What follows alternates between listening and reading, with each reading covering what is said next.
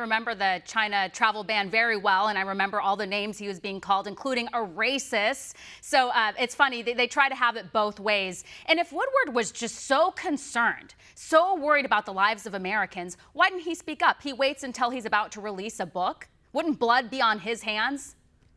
Exactly. And I think the president made that point, and it was a smart one to make. If he was losing sleep at night over the president's response, he had an obligation. He still claims to be a journalist. He had an obligation to report that if he felt like people were in danger and the president wasn't doing his job. He didn't, because he knows that the president was taking the actions that were needed and necessary to fight back against COVID.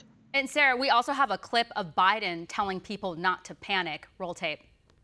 Barack and I, when we were as president and vice president, we took on the virus that was threatening all of Africa and the rest of the world. And we set up a mechanism that worked. But I want to take a moment to say it's not a time to panic about coronavirus. But coronavirus is a serious public health challenge.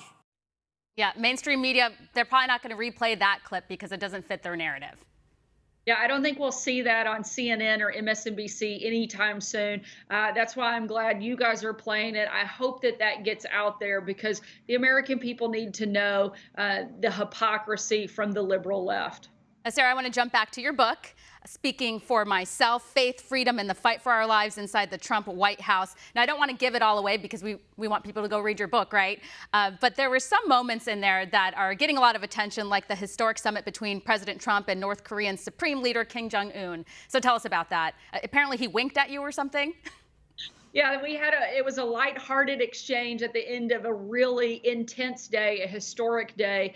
And I was honored that I got to be part of it. And, I was taking notes in the middle of our bilateral meeting. I happened to look up and make eye contact with Kim, where he appeared to kind of nod and wink at me. I was a little taken aback, wasn't sure what to do with that. And the president and General Kelly gave me a little bit of a hard time after that moment. And we laughed about it then and have laughed about it several times since. Unfortunately, most of the media doesn't have much of a sense of humor and didn't take that for the lighthearted exchange that it was.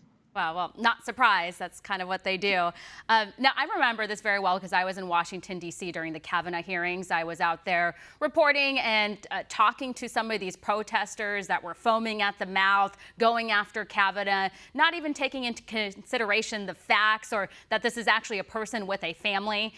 You also received a lot of heat. The liberal mob went after you for defending Kavanaugh.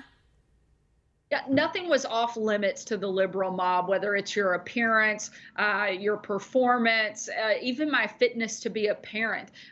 They were willing and happy to attack everybody associated with this president. Justice Kavanaugh was one of the most celebrated and respected legal minds in the country until he started to work for the president, or was nominated by the president. And all of a sudden, a barrage of attacks came down on him.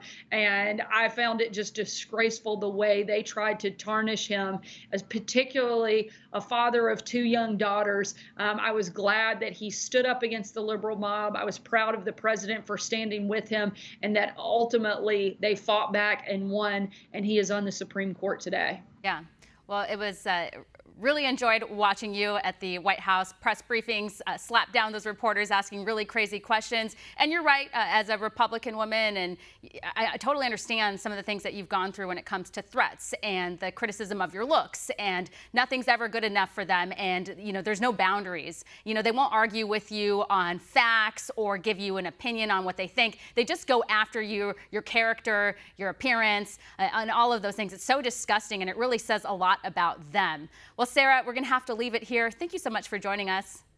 Thank you so much for having me. Always great to be with you. Thank you. Want to see more videos like this? Click on the link below and subscribe to One American News on YouTube. And call your cable provider and kindly demand that One American News is added to your lineup.